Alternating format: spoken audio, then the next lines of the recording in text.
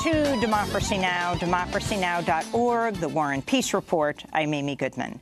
CIA Director Gina Haspel briefed a group of senators Tuesday on the murder of Saudi journalist Jamal Khashoggi. After the closed-door meeting, Republican Senator, chair of the Foreign Relations Committee, Bob Corker, told reporters he holds Crown Prince Mohammed bin Salman directly responsible. I have zero question in my mind that the Crown Prince, MBS, ordered the killing, monitored the killing, knew exactly what was happening, planned it in advance. If he was in front of a jury, he would be convicted in 30 minutes guilty. Republican South Carolina Senator Lindsey Graham also condemned the Crown Prince and called out the Trump administration's handling of the case. MBS, the Crown Prince, is a wrecking ball. I think he's complicit in the murder of Mr. Khashoggi to the highest level possible.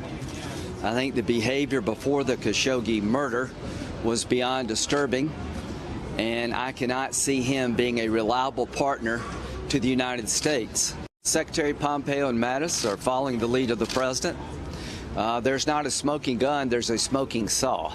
The smoking saw Graham is referring to is the bone saw that was reportedly used to dismember Khashoggi's body by Saudi hitmen in the Saudi consulate in Istanbul on October 2nd. CIA Director Haspel's briefing on Tuesday for a small group of senators came a week after the White House reportedly blocked her providing background to all the senators. This comes as the Senate is gearing up for a debate over whether to halt U.S. support for the Saudi-led war on Yemen after senators voted last week to advance a bipartisan resolution on the issue. The war has sparked what the UN calls the world's worst humanitarian crisis, with half of Yemen's 28 million people on the brink of famine. To see our conversation with Senator Bernie Sanders about Yemen and his bill, go to democracynow.org. In a sentencing memo filed Tuesday evening, Special Counsel Robert Mueller said he's not seeking jail time for former Trump National Security Advisor Michael Flynn, citing substantial assistance given to the ongoing probe into Russian meddling in the 2016 election and at least one other investigation. Large portions of the memo were heavily redacted, meaning Mueller's team is continuing to hide details of what it has uncovered. The memo also references Flynn's cooperation in a separate unidentified criminal investigation, details of which were blacked out.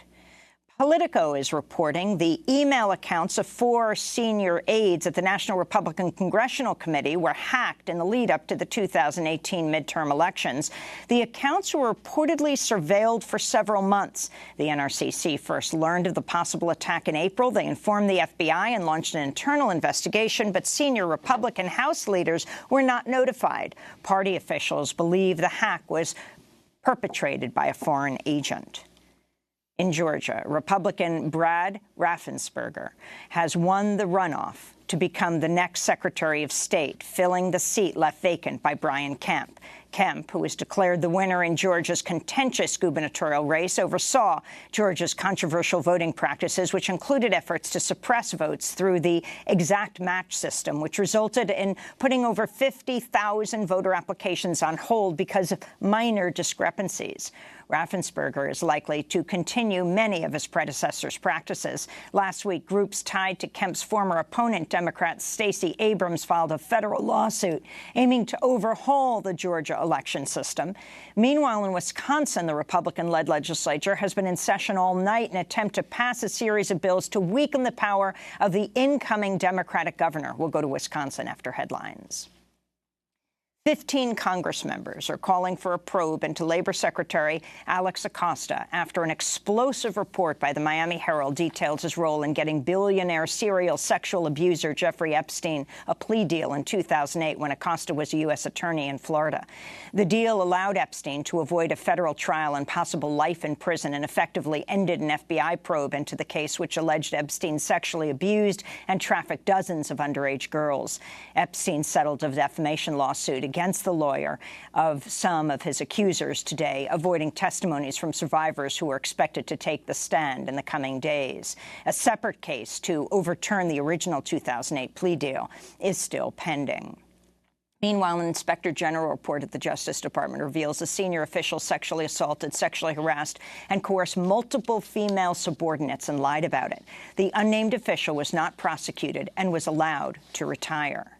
President Trump has designated today a national day of mourning in honor of President George H.W. Bush. The federal government will be shut down, including the post office. Trading on the U.S. Stock Exchange will also be suspended. Funeral services will be held at the Washington National Cathedral. The United States is reestablishing a permanent diplomatic presence in Somalia nearly 30 years after it shut its embassy in Mogadishu in 1991 as the central government collapsed amidst a bloody civil war. Secretary of State Mike Pompeo gave Russia a 60-day deadline to start complying with the Intermediate-Range Nuclear Forces Treaty, known as the INF, before the Trump administration follows through on their plan to withdraw from the agreement. Russia has also previously accused the U.S. of not complying with the treaty.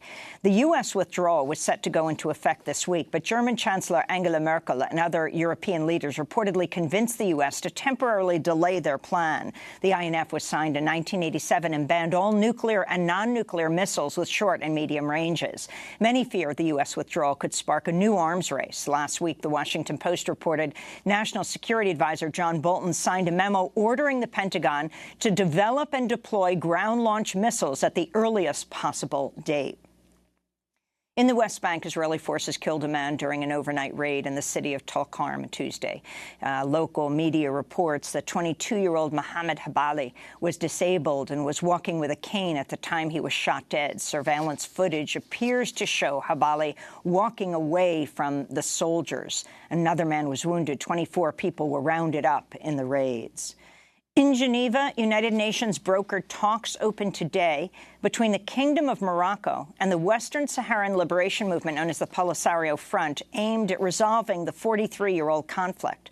Morocco has occupied Western Sahara since 1975. No other country in the world recognizes its sovereignty over the territory. Thousands of Western Sahara's indigenous people, the Sahrawi, have since been tortured, imprisoned, killed, and disappeared while resisting the Moroccan occupation. This week's talks also include representatives from Mauritania and Algeria. They're the first direct negotiations between the parties since 2012. Sahrawis are demanding a referendum on the status of the territory. Democracy Now! Is able to break the Moroccan media blockade and report from Western Sahara. You can go to our website at democracynow.org to watch our special report, 4 Days in Western Sahara, Africa's Last Colony. In Libya, 15 migrants died in a boat after spending 12 days at sea without food or water. 10 migrants survived. This is one of the survivors from Egypt. We were 25 migrants on a boat, and we set off from the town of Sabrata. Everything was fine for about an hour, but after that, the boat started to malfunction. We drifted for about 12 days without food or water, and about 15 people died. We were only 10 people left when someone finally saw us near the shore. We spent 12 days without anything. Migrants and human rights advocates have condemned Libya for gross human rights abuses against migrants, including torture, imprisonment, and slavery. Last month, a group of over 70 migrants refused to leave a docked ship in the Libyan port of Misrata before they were forcibly removed. The attorneys general of the District of Columbia, Maryland, the state of Maine, and 5 federal agencies have sent subpoenas to the Trump Organization for financial documents relating to President Trump's business interests. The Trump Organization is accused of violating the Foreign Emoluments Clause of the Constitution by receiving payments from foreign governments through the Trump International Hotel in Washington, D.C., and other establishments around the world.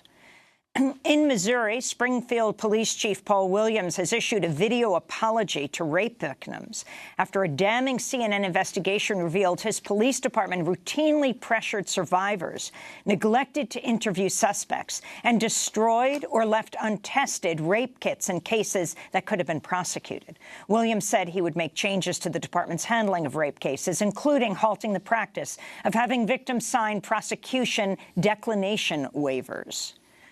The New York Police Department announced it'll begin using drones. The NYPD says the drones will be used for search and rescue missions to investigate hazardous materials and to access crime scenes in tall buildings.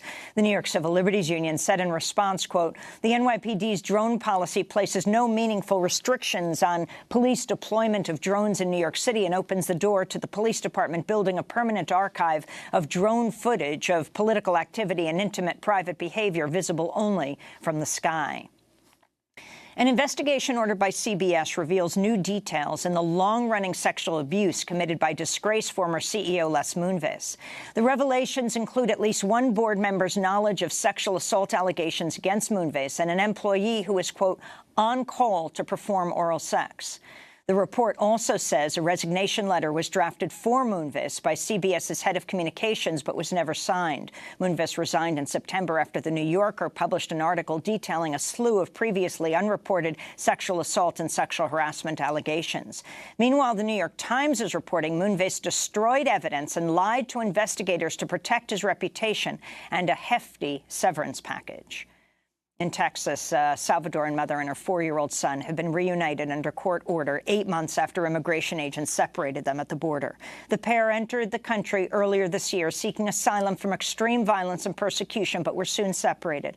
4 months ago, they were deemed ineligible to reunite due to a supposed arrest warrant in El Salvador. Recent reports reveal families are still being separated as they enter the U.S. months after a judge ordered a halt to the Trump administration's zero-tolerance policy. And students at the University of North Carolina, Chapel Hill, are protesting the school's plan to relocate the Confederate statue known as Silent Sam to a new $5 million campus building. On Monday, UNC Chapel Hill student and activist Maya Little was charged with 2 misdemeanors, inciting a riot and assaulting an officer after a campus protest. Earlier this year, Maya Little poured her own blood and red paint on the statue. To see our interview with Little, go to our website at democracynow.org. And those are some of the headlines. This is Democracy Now!, democracynow.org, The War and Peace Report. I'm Amy Goodman. And I'm Juan Gonzalez. Welcome to all of our listeners and viewers across the country and around the world.